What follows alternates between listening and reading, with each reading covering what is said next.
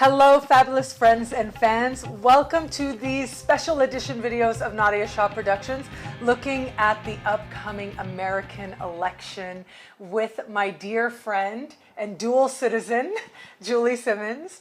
This is your fourth time here now. Oh my God. And she's just the best guest. You are a lucky charm in many ways.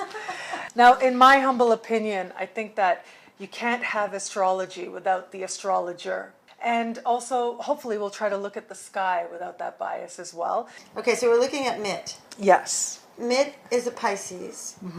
Mitt is a Gemini rising.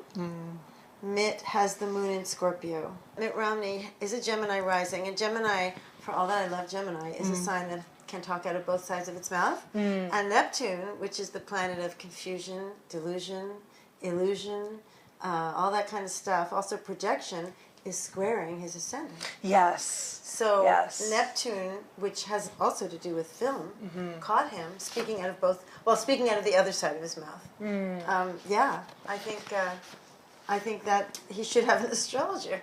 Yes.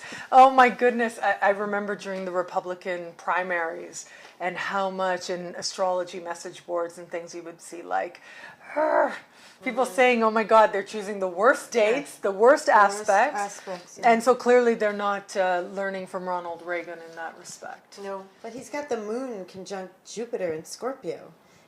His intention or his need for power is, very strong. Like he wants power. He has power. He's a very rich person. Yeah. Right? And that's like an exact conjunction, like almost to the degree exact. Yeah. 3 minutes. So he's got this exact conjunction sort of very close to the descendant of the moon and of Jupiter in Scorpio. Right. So you know that he will, okay, I'm trying not to be biased, but you know that a person like that has an emotional need for power, right? Personal power.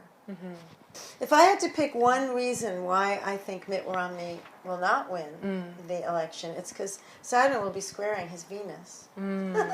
It'll just be coming into the square. He's got Venus in Aquarius, so I think he's someone who appears to be. He's got the Sun in the 11th, which is friendly, and he's got Venus in Aquarius, which is and Gemini rising, which is very charming. But his Venus is opposite Saturn and Pluto, right? So he, in a sense, you could say he's not very trusting. Trust no one, but act like everybody's friend, except when they're not in their room. You don't have to pretend you're their friend. No matter what, I don't see how you would win a contest with Saturn squaring your Venus. I just don't, and it's not doing that in Obama's chart. And Saturn squaring Venus, and Venus is in the 10th. Right. Of your professional identity, how the world sees you. Right. So Mitt's chart doesn't look like he's going to be winning the election. Well, I mean, you shouldn't really base it on one thing. Although, 40 years of astrology, who's counting? Yes, exactly. This is to, one of the most brilliant astrologers in Canada.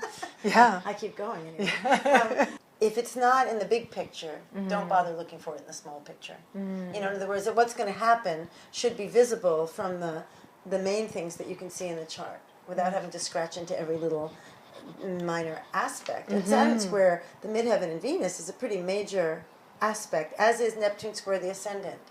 So it's like he's inflated. He doesn't know where his limits are. He thinks he can say anything and it doesn't matter. What do you think happens right after the election? What do you think happens in his chart? Where is he going, I guess is what I guess Venus square Saturn, he's going to be in debt, or he's going to be sad, or he's definitely not going to have what he wants. The other thing is his progressed moon is at 10 degrees of Aries right now, and it's just by the election it'll just be going into his 12th house. Yes, what do you think of that? I mean, look, the ancients thought the 12th house was going to a monastery, right? Self-undoing. Yeah, well, yeah, that too.